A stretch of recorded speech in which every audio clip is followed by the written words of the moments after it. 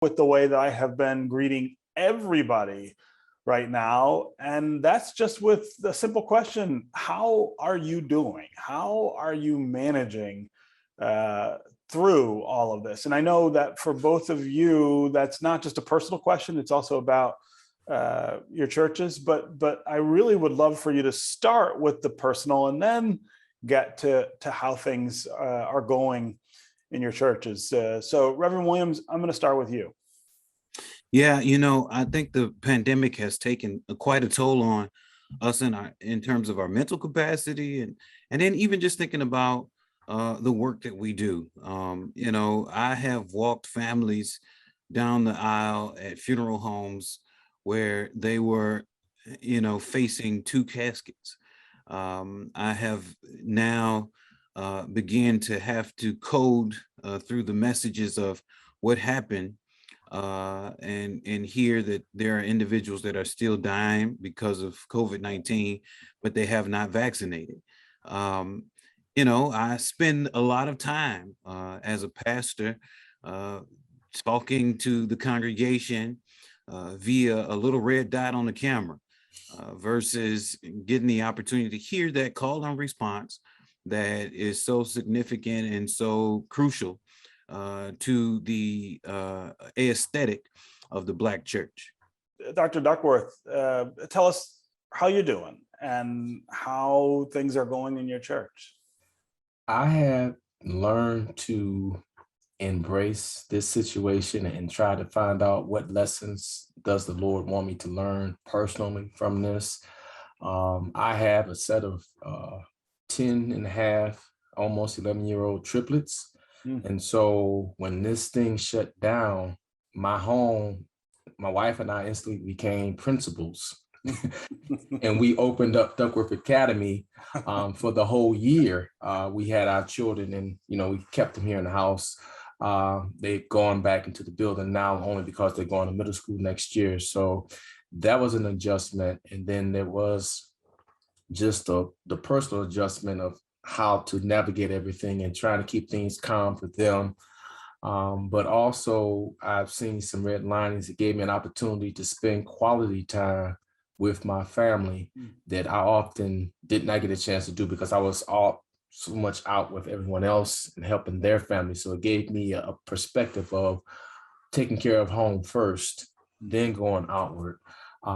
Following that, the church, it has been, as Pastor Williams have said, it's been challenging to have loved ones, those you've pastored for years, and for them to lose loved ones to during this pandemic, to this virus, and not be able to be there as we normally would. Sometimes I couldn't go to hospital. Sometimes I could even go to the funerals because the individuals may have passed from the virus. And so I had to do some funerals from a cell phone. I had to do some funerals, do the eulogies via Zoom, and some gravesite.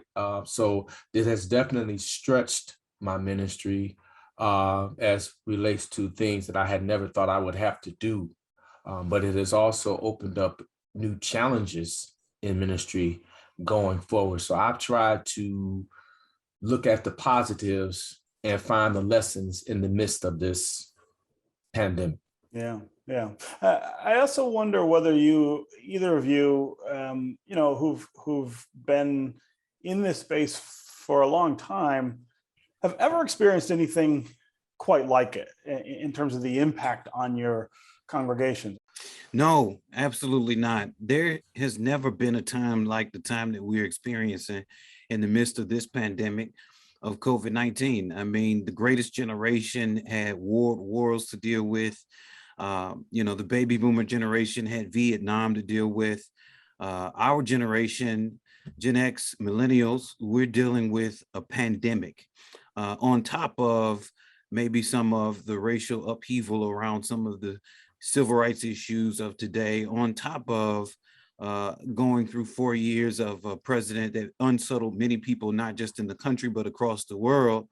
And so the time that we're in right now, where we're seeing ecological challenges that we've never seen before, where New York is flooding, Detroit is flooding, and water and drainage supervisors and elected officials are saying the system was never built to handle these types of things. I mean, the time that we're in right now, which is, I'm glad, is a very timely question, is unlike anything that I have ever experienced in my lifetime. Granted, I was born in 1980, and some may say that that's a pretty short time frame, but quite honestly, in the last 40 years, this is nothing like I would have ever thought.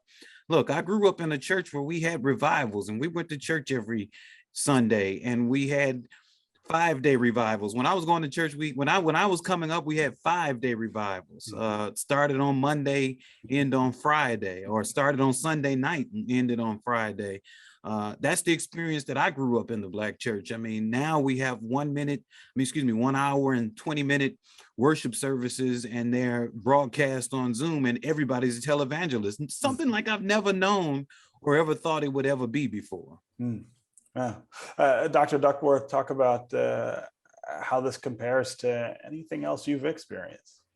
I've been in ministry for almost 40 years.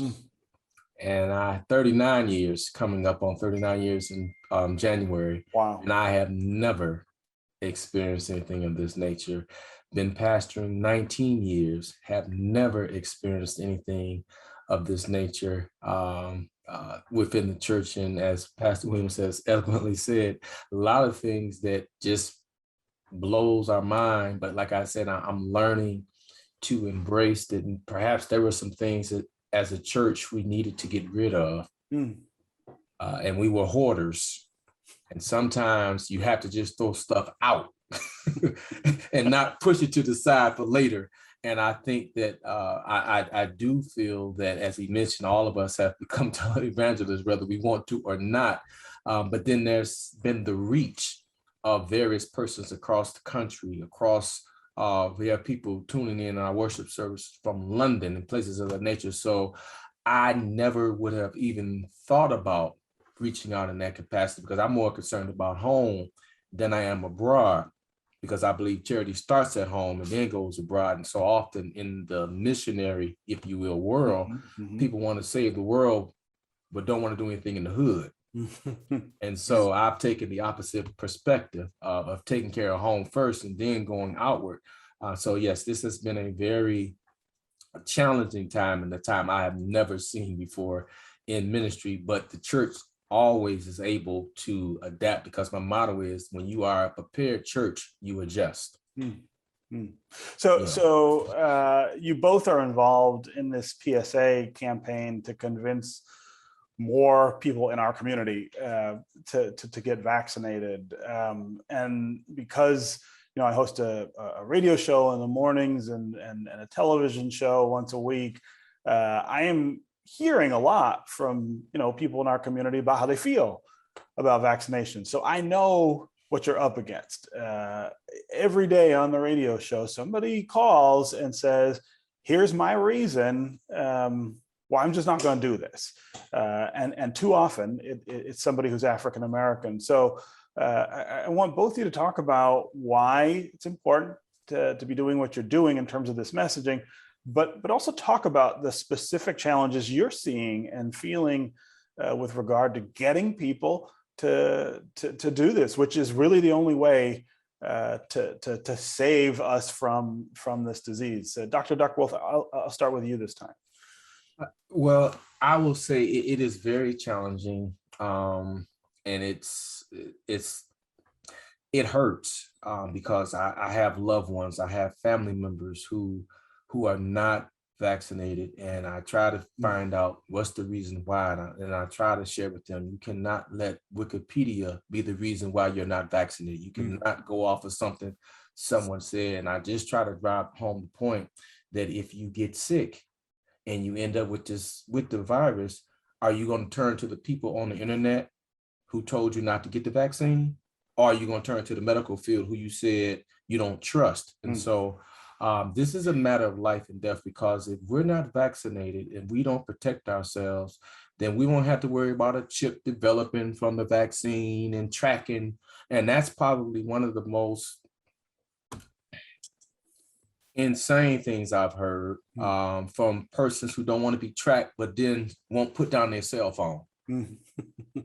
I mean, yeah, I have nothing else to say. So yeah, but I will continue to try to encourage people, our people in particular, because again, charity begins at home. The importance of getting vaccinated. I was proud to be a part of the PSA, and I'm still, beating the drum, trying to convince people. I had a conversation with my cousin this morning, who lost a boyfriend to the virus. He was not vaccinated. She is vaccinated. Her ex-husband had a situation where he got the virus last year, and he's dealing with kidney failure and things of that nature in relation to having the virus. And so, we're trying to reach our family members, trying to reach our loved ones, to tell them the importance of being vaccinated. And I've even people had come with the church angle, and I'm like, listen, if you can trust God during this time where there was no vaccine, trust God with the vaccine. Yeah. Reverend Williams, I think most people who know you know of your deep commitment to civil rights, all of the work that you've done over a long period of time in that space. And it strikes me that there is a civil rights dimension to this question. Many of the things that have played out in terms of the inequality that African Americans have experienced in this country since its founding are playing into the suspicion and the hesitancy that African Americans have about this vaccine. That's right, Stephen. And I've said it over and over again, and we'll repeat it, that there's no reason that I should not take the experiences of African Americans serious who may feel hesitancy because of the fact that this country does have a very checkered past on how it has treated Blacks in America. That's legitimate. What I don't want to happen, though, is for us to utilize that past and not appreciate what's happening in the present. And the reality is that Dr. Kizimikia Corbett, who is an African-American virologist, who is a chemist, who is a scientist, who is now at Harvard University. She was at the National Institute of Health. She laid out the plan on how to actually deal with this vaccine. And she's a sister who happens to go to Friendship Baptist Church, who happens to be a member of the Pastor Freddie Haynes Church, who also in his own right is a civil rights activist as well as a pastor. That means a lot to me, right? That means a lot to me as a Black man, at least means a lot to me as someone who's engaged in the civil rights movement or in civil rights movement work. I think what strikes me about where we are and what needs to happen most when I think about why there's so much skepticism is that folks just need to hear plain speak. One of the things that folks have stopped me in the streets and have said the most is, Reverend, thank you for just breaking it down. Thank you for just saying it as it is. Thank you for just saying, if it hits you and it hits you wrong, you're gone. Because some people just don't get it. And some people don't really understand it. You may be able to roll the dice. I told my congregation Sunday, you may be able to roll the dice and it might roll in your favor this time, but there's no guarantee that you will make it out of getting exposed to COVID-19, but what we do know is that if you have the vaccine and you get COVID-19, that you'll catch a flu or you'll catch a cold or there'll be a little tussle, but you'll make it out. And that's what the numbers say. But I think that folks need to be just alerted to that. They need to be comforted in that, but they don't need their experiences dismissed at the same time. Because we don't know what's in the vaccine, but we got to remind people, just like you don't know what's in the vaccine, you don't know what's in the Faygo Red Pop either. Just like you don't, we're stepping in the same direction here. But at the end of the day, we want to make sure that you're safe. We want to make sure that we protect our community. Now, the civil rights dimension of this, or the economic equality dimension of this, President Biden just came out just a couple of days ago and said, everybody who's working, you're going to take the vaccine. That's going to happen. OSHA's going to draft up the rules, and those mandates will go out, and investigators will start going to shops where there are more than 100 people working, and they're going to make sure that people are vaccinated. That's going to happen. So now what happens to all of those who William Julius Wilson calls the underclass? What happens to all of those who are underserved? What happens to all of those who are mired in urban poverty and they're African American?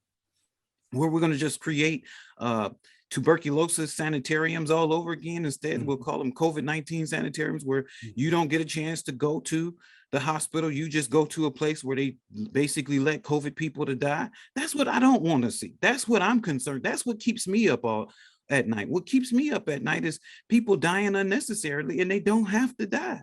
What keeps me up at night is the divide that this country is really going to experience when this country becomes vaccinated in a way where that card will really mean something, as it is starting to do now, right? I mean, they're starting to say, if you don't have a base, you can't go to a baseball game, or you can't go to a basketball game, or you can't go to a football game, or you can't go, or for God be, when pastors start saying you got to bring your vaccination card.